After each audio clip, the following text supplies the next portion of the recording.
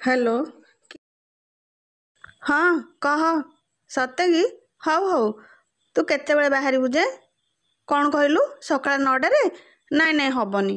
ମୁଁ ଏତେ ଶୀଘ୍ର ବାହାରି ପାରିବିନି। ଘରେ ବାପା ବୋଉ ଅଛନ୍ତି। ଶାଶୁ ସକାଳେ ଜଳଖିଆ ଖାଇଲେ ଔଷଧ ଖାଇବେ। ତାପରେ ଇଏ ଘରେ ନାହାନ୍ତି। 3 ଜଣଙ୍କ ପାଇଁ ଜଳଖିଆ ତିଆରି କରି ଇଏ ଆସିଲେ ଆଙ୍କୁ କହିକି ବାହାରିବି। ଯାହା ହେଲେ ବି 10ଟା ବାଜିଯିବ।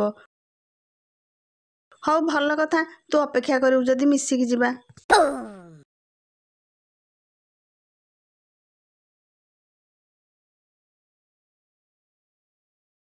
ଆଲୋ ଜୋକ, କୁଆଡେ ଯିବା ପାଇଁ ପ୍ଲାନ କରୁଛୁ କିଲୋ? ବୋଉ, ସୁଭଦ୍ରା ଟଙ୍କା ପାଇଁ ଫର୍ମ ପକେଇବାକୁ ଯିବି। କାହା ସାଙ୍ଗରେ? କଙ୍ଗାରୁ ଯିବ କି? ଏ ନାଇଁ ମ ବୋଉ, ମୁଁ ବେଙ୍ଗୁଲି ସାଙ୍ଗରେ ଯିବି। ଆଉ 2-4 ସ୍ତ୍ରୀ ଲୋକ ମଧ୍ୟ ଆମ ସାଙ୍ଗରେ ଯିବେ। କଙ୍ଗାରୁକୁ କହିକି ଯିବୁ, ନହେଲେ ସିଏ ଆଉ ରଖିବନି ଲୋ। 5,000 ଟଙ୍କା ମିଳିଲେ ସେଥିରୁ 1 ଟଙ୍କା ମଧ୍ୟ ମୋତେ ମିଳିବନି। ସେତେବେଳେ ସବୁ ଟଙ୍କା ମୋତେ ଦବା ପାଇଁ ପୁଅକୁ କହିବଟି? ଆଲୋ ହେ, ସିଏ କ'ଣ ମୋ କଥା ଶୁଣିବ? ଷଣ୍ଢ ପୁଅଟେ ଜନ୍ମ କରିଛ ତ, ସିଏ କାହା କଥା ଶୁଣିବେନି। ଆଉ ସମସ୍ତଙ୍କୁ ଖାଲି ତାଙ୍କ କଥା ଶୁଣିବା ପାଇଁ ପଡ଼ିବ।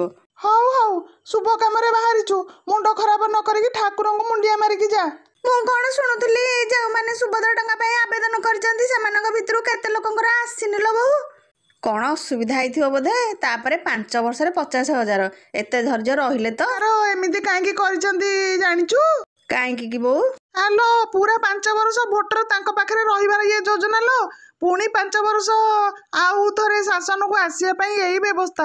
ହଉ ତୁ ଯା, ଡେରି ହେଲେ ଧାଡିରେ ଠିଆ ହେବାକୁ ପଡିବ। ମୁଁ ଯାଉଛି, ଆଜି ସକାଳ ଜଳଖିଆଟା ମୁଁ ତିଆରି ଆଜି ଏବେ ସୁଭଦ୍ରା ଟଙ୍କା ପାଇଁ ଫର୍ମ ପୂରଣ କରିବାକୁ ଯିବି। ତମେ ସାଙ୍ଗରେ ଆସୁନ। ହେ, ତମେ ସ୍ତ୍ରୀ ଲୋକମାନେ ଏକାଠି ହେଇକି ଯାଉଛ, ସେ ଭିତରେ ଆମେ କାହିଁ ଯିବୁ? ହେ ହଉ ନ ଯାଅ ଯେ, ଘରେ ଖାଇବା ପିଇବା ପାଇଁ ବୋଉକୁ ବିଜାର କରିବନି। ହେ, ନାଇଁ ନାଇଁ, ତମେ ଯାଉନ, ମୋ ପାଇଁ କାହିଁ ବ୍ୟସ୍ତ ହଉଛ? ହଉ ତାହେଲେ ଆସୁଛି। ଆଲୋ ବୋହୁ, କୁଆଡ଼େ ବାହାରିଛୁ କି? ସୁଭଦ୍ରା ଯୋଜନା ପାଇଁ ଫର୍ମ ପକେଇବାକୁ ଯାଉଛି ବୋଉ। ଫେରିବା ବେଳକୁ କେତେବେଳେ ହବ? କ'ଣ ଦିଟା ଖାଇକି ଯାଉନୁ? ରାତିର ରୁଟି ଥିଲା, ଖାଇଛି ବା। ଆଲୋ, ଏକା ଯିବୁ ନା ସାଙ୍ଗରେ ପୁଅ ଯିବ? ପୁଅ କ'ଣ ଘରେ ଅଛନ୍ତି ଯେ ଯିବେ? ଜୋକ ଅପା ଯାଉଛନ୍ତି, ଆମେ ମିଶିକି ଯିବୁ। ହଉ ତାହେଲେ ଯା, ସୁବିଧାରେ ଯାଇ ସୁବିଧାରେ ଆସିବ। ହଁ ବାବୁ, ତମେ ବ୍ୟସ୍ତ ହଅନି, ସାଙ୍ଗରେ ଜୋକ ଅପା ଅଛନ୍ତି ପରା।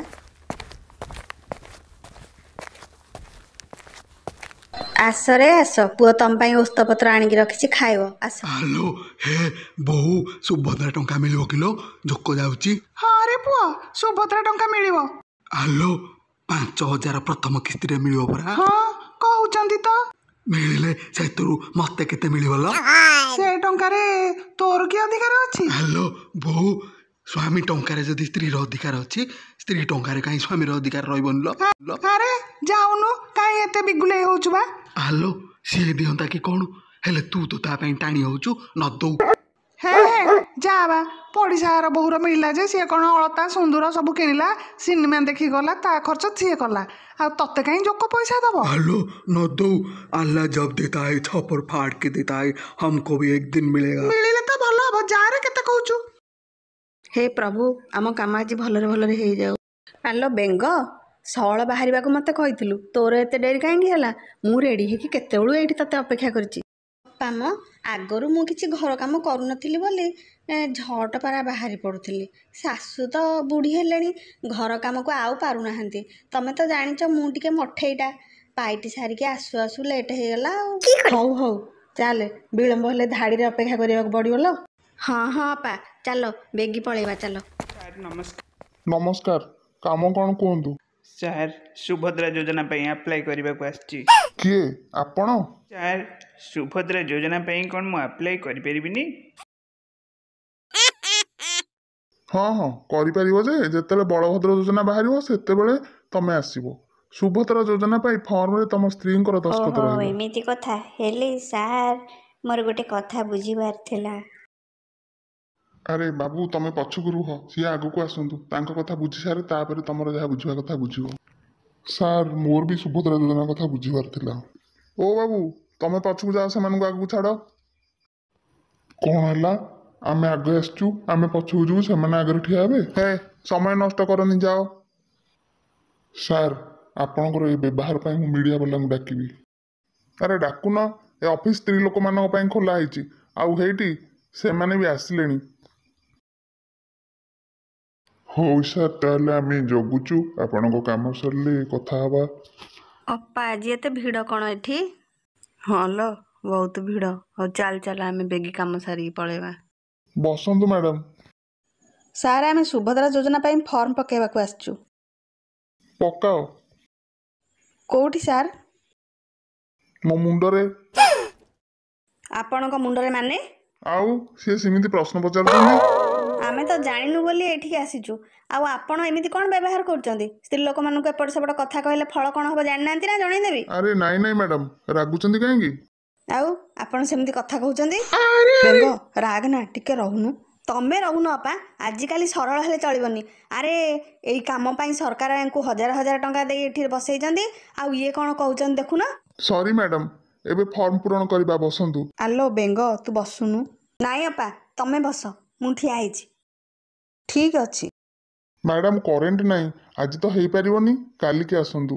କାମ ସରିଲା ବେଳେ ଏଥର ଆପଣମାନେ ଯାଇପାରନ୍ତି। ଦଣ୍ଡପାଣି ବାବୁ ଆଙ୍କୁ ବିଦା କରିବାର ବ୍ୟବସ୍ଥା କରୁନ। Okay sir. ଆମେ ବିଦା ହେବାକୁ ଆସିନୁ, କାମ ସରିଲା ପରେ ଯାଇକି ଯିବୁ। ହଉ ତାହେଲେ କରେଣ୍ଟ ଆସିବା ଯାଏ ଅପେକ୍ଷା କର। ବେଙ୍ଗ ଆଜି ପଳେଇବା, କାଲିକି ଆସିବା। ଏଠି ବେକାରଟାକୁ ସମୟ ନଷ୍ଟ କରି କି ଲାଭ? ହଉ କହୁଛ ଯଦି ଚାଲ, ହେଲେ ସାରେ କାଲି ଯଦି କରେଣ୍ଟ ନାହିଁ କହିକି ଫେରେଇବ ନା, କହିଦଉଛି କିଛି ଭଲ ହବନି। କ'ଣ କରିଦବ? ନାଇଁ ନାଇଁ କ'ଣ କରିଦବ? କରେଣ୍ଟ ନଥିବାଟା କ'ଣ ଆମର ଭୁଲ? କରେଣ୍ଟ ନାହିଁ ବୋଲି ଆଗରୁ କହିଲେନି? ଏତେ ଯୁକ୍ତି ତର୍କ କରିକି କ'ଣ ଏକଥା ପଛରେ କହୁଛନ୍ତି? କାଲି ଯଦି ଏହା କହିବେ ନା ଆପଣଙ୍କ ଛାତ ଉଡ଼େଇ ଦେବୁ। ଆଲୋ ବୋପାଲ। ବଡ଼ ଉଡ଼େଇଲା ବାଲା, ଦେଖିବା କେମିତି ଉଡ଼ଉଛ। ଦେଖିବ କି ଏବେ କିନ୍ତୁ ଉଡ଼ଉଛି? ହେ ବେଙ୍ଗ ରହ, ସେମିତି ହଁ ନା। କାହିଁକି ହେବିନି? ସରକାରୀ ଚାକିରିଆ ହୋଇ ସେ ଏମିତି ହଉଛନ୍ତି ଦେଖୁଛଟି? ଖରାରେ ଆମେ ଏତେ ବାଟ ଆସିଲୁ, ଆଉ ଫେରିଯିବୁ? ଆରେ କୋଉ ସରକାର ଆମକୁ ଦରମା ଦଉଛନ୍ତି? ସେତେବେଳେ ଗୋଟେ ଲଗେଇଛ ସରକାରୀ ଚାକିରିଆ ସରକାରୀ ଚାକିରିଆ। ଏଇଟା ପ୍ରାଇଭେଟ କମ୍ପ୍ୟୁଟର ସେଣ୍ଟର। ଆମ ଇଚ୍ଛା ଆମେ କିଛି କରିବୁନୁ। ତମର ଯାହା ଇଚ୍ଛା ତାହା କର। ଏମିତି କଥା ଦଉଛି ରହିଥାଇଲେ। ଓହୋ ମରିଗଲି ମରିଗଲି ମରିଗଲି, ମୋ ଚୁଟି ଛାଡ଼ନ୍ତୁ, ମୋ ଚୁଟି ଛାଡ଼। ଚୁଟି ଛାଡ଼ିଲ? ଆଲେ ଛାଡ଼ିଦେ ତାଙ୍କୁ, ଚୁଟି ଛାଡ଼ିଦେ। ନାଇଁ ନାଇଁ, ସିଏ ଆଗ କଥା ଦିଅନ୍ତୁ ତାପରେ ଛାଡ଼ିବି। ବୋପାଲ ମରିଗଲି ମରିଗଲି, ମୋ ଚୁଟି ଛାଡ଼ନ୍ତୁ, କାଲିକି ଆସନ୍ତୁ, ମୁଁ ଆପଣଙ୍କର କାମ କରିଦେବି। ଘରେ କ'ଣ କରିଦବ? ଫର୍ମ ପୂରଣ କରିଦେବି, ଛାଡ଼ ଏବେ ମୋ ଚୁଟି ଛାଡ଼। ହଁ ଏବେ ବାଟକୁ ଆସିଲ। ବେଙ୍ଗ ତାଙ୍କ ଚୁଟି ଛାଡ଼ିଦେ, ସେ ତ କହିଲେଣି କାଲି ଆମର ଫର୍ମ ପୂରଣ କରିଦେବେ ବୋଲି। ଏବେ ଛାଡ଼ିଦେ ମୋ ସୁନା ଭଣ୍ଡା ପରା। ତମ କଥାରେ ଆଜି ଛାଡ଼ୁଛି ଅପା, ଆଉ କାଲି ଯଦି ନ କଲେ ତାହେଲେ କ'ଣ ଏ ବାଗୁଣୀ କରୁଛି ଦେଖିବେ। ଓ ମଣିଷ ବଞ୍ଚିଗଲା। ଆଲୋ ବେଙ୍ଗ ଆମେ ଏବେ ପଳେଇବା। ଚାଲ ଅପା, କାଲି ଫେର ଦେଖା ସାକ୍ଷାତ।